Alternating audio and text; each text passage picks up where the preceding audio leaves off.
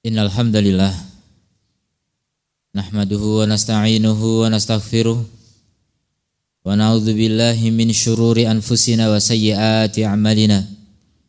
May yahdihillahu fala mudhillalah wa may yudlil fala hadiyalah. Asyhadu an la ilaha illallah wahdahu la syarikalah wa asyhadu anna Muhammadan abduhu wa rasuluh. Ya ayyuhalladzina amanu taqullaha haqqa tuqatih wa la tamutunna illa wa antum muslimun. Ya ayyuhan nasu taqu rabbakumul ladzi khalaqakum min nafsin wahidah wa khalaqa minha zawjaha wa batha minhuma rijalan katsiran wa nisaa'a wattaqullaha alladzi tasaaluna bihi wal arham innallaha kana 'alaikum raqiba. Ya ayyuhalladzina amanu taqullaha wa qulu qawlan sadida yuslih lakum a'malakum wa yaghfir lakum dhunubakum wa may yuti'illaha wa rasulahu faqad faza fawzan 'azima. Amma ba'd, fa inna asdaqal hadithi kitabullah wa khairal hadi hadi Muhammadin sallallahu alaihi wasallam wa syarrul umuri muhdatsatuha fa inna kulla muhdatsatin bid'ah wa kulla bid'atin dhalalah wa kulla dhalalatin finnar. Kaum muslimin sidang Jumat rahimani Allah wa iyyakum. Segala puji bagi Allah yang menjadikan kita orang-orang yang mengenal kebenaran dan mengamalkannya. Sungguh sangat indah kehidupan ini ketika seseorang menjadi orang-orang yang menghamba kepada Allah Rabbul Alamin dengan penghambaan yang sebenar-benarnya dan semaksimal mungkin, mengikuti petunjuk Nabi sallallahu alaihi wasallam, meniti jejak para salafus saleh. Tidak ada kebaikan yang lebih besar daripada semua itu. Kaum muslimin azani Allah wa iyyakum. Maka dari itu teruslah tingkatkan takwa kita kepada Allah Jalla wa Ala yang menjadi modal bekal kita menghadap Allah. Fatazawwadu fa inna khairaz zadi taqwa. Berbekallah, sebaik-baik bekal adalah takwa. Kaum muslimin rahimani Allah wa iyyakum. Yang menjadi motivasi kita untuk menjadi insan kamil, manusia yang sempurna,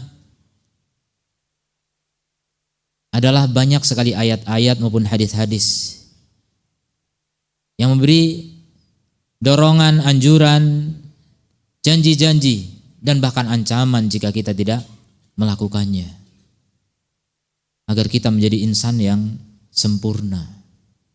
Bagaimana seorang dikatakan sempurna? Yaitu dengan memiliki 4 syarat. Yang pertama, berilmu, kemudian mengamalkan ilmu, kemudian mengajarkan ilmu, dan kemudian bersabar di atas semua itu agar istiqomah sampai kiamat, sampai ajal menjemputnya. Maka dengan itu seorang menyempurnakan dirinya dan menyempurnakan orang lain sehingga menjadi orang yang paling sempurna. Apakah tidak ingin kita menjadi manusia yang seperti itu? Kesempatan hanya sekali. Hidup kita tidak akan diulangi. Maka sekaranglah waktunya.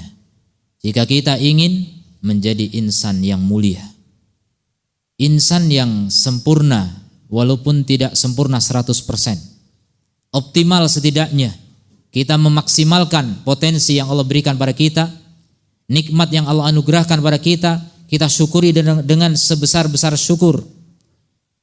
Menghamba kepada Allah dengan maksimal, menuntut ilmu dengan maksimal, beramal dengan maksimal, berdakwah dengan maksimal, dan istiqomah dalam semua itu dengan penuh kesabaran. Kaum muslimin azani Allah wa iyyakum, terlalu sering kita mendengarkan atau membaca sendiri dalil-dalil seputar keutamaan ilmu, amal, dakwah, dan istiqomah. Apakah kita lalai darinya? Sehingga kita lalai untuk mengejar kesempurnaan. Namun tidak ada salahnya untuk kita mengingat kembali. Allah berfirman, yarfa'illahu alladhina amanu minkum walladhina utul ilma darajat. Allah mengangkat orang-orang yang beriman di antara kalian dan orang yang berilmu beberapa derajat. Lihat ketinggian ilmu. May yuridillahu bi khairan yufaqihu fiddin. Siapa yang Allah kehendaki kebaikan, Allah faqihkan dalam masalah agama. Faqih dalam masalah agama ini tanda kebaikan. Maka tidak faham agama ini tanda keburukan. Wal'iyadzubillah. Teruslah tuntut ilmu. Jangan pernah kendor. Jangan kasih kendor. Semangat itu naik turun memang betul. Tapi jangan sampai terlalu kendor, jangan terlalu jauh. Setiap semangat pasti ada masa futur. Tapi ketika futur jangan terlalu jauh. Jangan tinggalkan majelis ilmu minimal. Kalau mungkin kita berat untuk murojaah, berat untuk menghafal, berat untuk tadabbur, setidaknya tidak melalaikan majelis ilmu, hadiri majelis ilmu. Majelis yang sudah Allah berikan kepada kita sekalian. Nikmat Allah jangan disia-siakan. Masih ada alim, masih ada ulama, masih ada ahli ilmu, masih ada penuntut ilmu yang mengajarkan ilmunya. Kenapa kita tidak menghadirinya? Ini pertanyaan besar bagi kita. Kita mau apa? Kita hidup mencari apa kalau bukan mencari ilmu, mencari kejayaan, mencari kebaikan dari Allah Azza wa Jalla. Tidak ada kebaikan tanpa ilmu. Kalau Allah tidak menghendaki hambanya untuk baik, pasti hambanya tidak diberi ilmu oleh Allah Azza wa Jalla. Maka hati-hati. Ketika hati ini sudah mulai tidak suka dengan ilmu, tidak mau hadir lagi ke majelis ilmu, tanda orang itu ditelantarkan oleh Allah Subhanahu wa ta'ala. Kemudian, dan terlalu banyak dalil tentang keutamaan ilmu. Namun, semua ilmu dan keutamaannya tidak bermanfaat kecuali bagi orang yang ikhlas dalam menuntutnya, ikhlas dalam mengamalkannya. Wa may yabtaghi ilman, siapa yang menuntut ilmu. Wa man yatlubu ilman, siapa mencari ilmu. Mimma yabtaghu bihi wajhullah, dari apa yang semestinya dituntut hanya mencari wajah Allah. Tsumma lam yata'allamuha illa li'aradin minad dunya. Kemudian dia tidak menuntutnya kecuali hanya ingin kepentingan dunia. Lam yarah raihatal jannah, maka dia tidak akan mencium aroma surga. Gagal menjadi orang bahagia. Gagal menjadi orang yang mulia di sisi Allah Ta'ala ketika tidak ikhlas dalam menuntut ilmu. Dan fenomena tidak ikhlas dalam menuntut ilmu sangat amat banyak sekali. Maka harus diwaspadai. Maka termasuk ilmu yang penting untuk kita pelajari pertama kali adalah ilmu tentang ikhlas. Bagaimana ketika kita menjadi muslim yang ikhlas, artinya muslim yang murni hidupnya untuk Allah. Tujuannya hanya Allah, targetnya hanya Allah.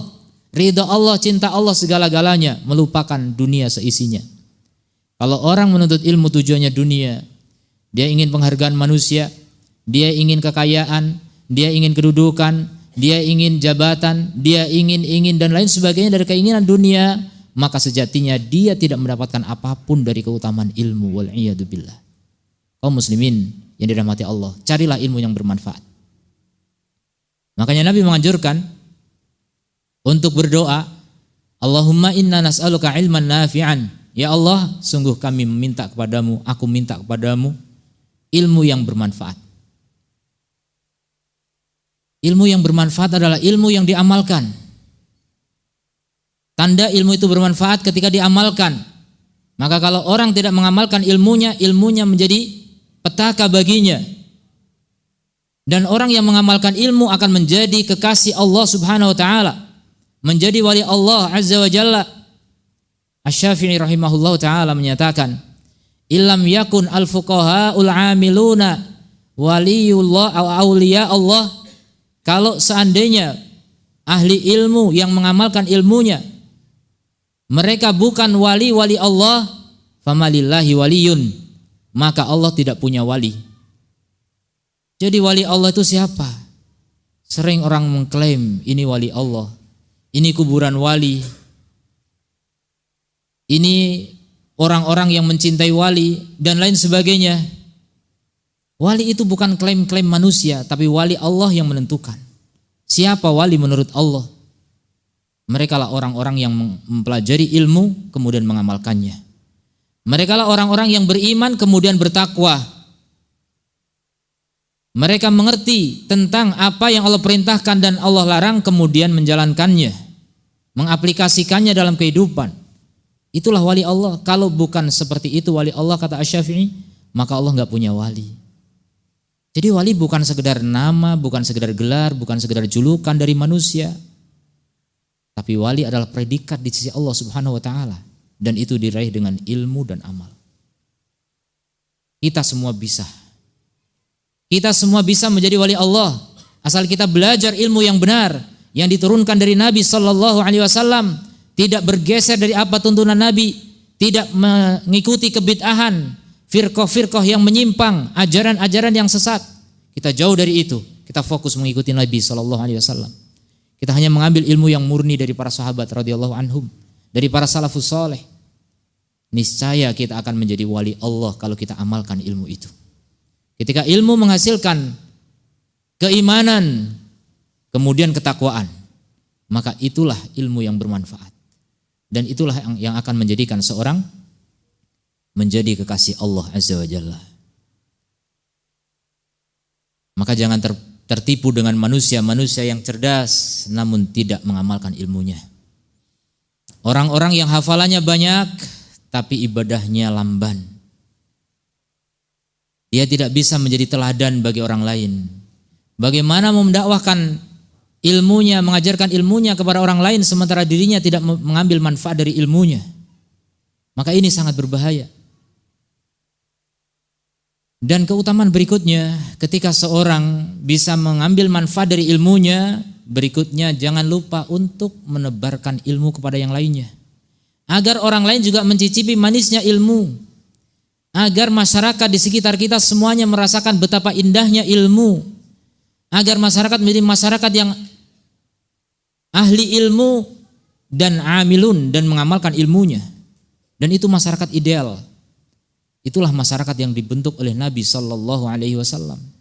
Para sahabat, mereka lah orang-orang yang menimba ilmu dari Rasulullah sallallahu alaihi wasallam dan mereka mengamalkan ilmu tersebut. Maka mereka menjadi generasi terbaik. Kita pun demikian. Kalau benar kita mengambil ilmu seperti yang diwariskan oleh Rasulullah sallallahu alaihi wasallam melalui para ulama, kemudian sampai kepada kita dan kemudian kita sebarkan kepada orang-orang di sekitar kita, niscaya masyarakat kita menjadi masyarakat yang berilmu dan mengamalkan ilmunya, maka menjadi masyarakat yang baik sebagaimana para sahabat radhiyallahu anhum. Jadi tanda kebaikan itu ilmu dan amal. Kemudian tersebar ilmu di tengah-tengah masyarakat itu. Nabi SAW berikan motivasi, man da'a ila hudan, siapa yang mengajak kepada petunjuk, kana lahu minal ajri mithlu man tabi'ahu, maka baginya pahala semisal dengan orang-orang yang mengikutinya. La yanqusu dzalika min ujurihim syai'an, dan itu tidak mengurangi pahala mereka sedikit pun. Ini motivasi besar. Betapa besarnya pahala orang yang mengajarkan ilmu. Bagaimana tidak? Dia cuma mengajarkan satu kalimat bisa diamalkan oleh 1000 bahkan 2000 bahkan generasi ke generasi. Dan berapa banyak pahala yang akan dia peroleh. Berbeda halnya dengan orang yang tahu ilmu, diamalkan sendiri tanpa pernah mengajak orang lain untuk memiliki ilmu yang sama. Pahalanya hanya satu. Hanya apa yang dia lakukan sendiri. Itulah perbedaan yang mencolok. Makanya bagaimana kita lihat para salafus soleh, mereka begitu bersemangat untuk menebarkan ilmu. Al-Hasan Al-Basri rahimahullah ta'ala mengatakan, yan ata'allama baban minal ilm, aku mempelajari satu bab dari ilmu, fa'u'allimuhu muslim, maka aku kemudian mengajarkan kepada seorang muslim, ahabbu ilayya, lebih aku sukai minad dunya, daripada dunia, fisabilillah. Min antakuna di dunya fisabilillah, daripada bagiku dunia di jalan Allah. Lihat, dunia seisinya tidak ada artinya dibandingkan ilmu yang diajarkan kepada seorang muslim. Pahalanya mengalir di sisi Allah Ta'ala. Seumur hidup muslim itu beramal dengan sebab ajaran dari seorang yang mengajarinya, maka seluruh amalnya mengalir kepada orang yang mengajarinya. Keutamaan besar luar biasa.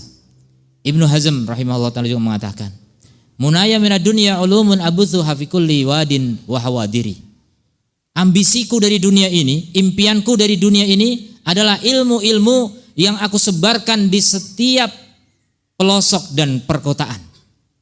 Begitu cita-cita mereka. Ingin menebarkan ilmu, apalagi ilmu tauhid. Masih banyak orang-orang yang tidak mengenal tauhid. Masih banyak orang yang tidak mengenal ikhlas. Makanya kita melihat bagaimana musibah demi musibah, petaka demi petaka, fitnah demi fitnah, kerusakan demi kerusakan terjadi menimpa kita dan orang-orang di sekitar kita karena kita tidak menebarkan ilmu. Ada yang menebarkan ilmu tapi sedikit sekali, tidak mencukupi. Masih banyak orang yang tahu tapi diam. Masih banyak orang yang mendiamkan kemungkaran di sekitar kita terjadi. Bagaimana kita bisa meraih kejayaan dunia apalagi akhirat? Aqulu qouli hadza wa astaghfirullah li wa lakum wa lisairil muslimin fastaghfiruhu innahu wal ghafurur rahim.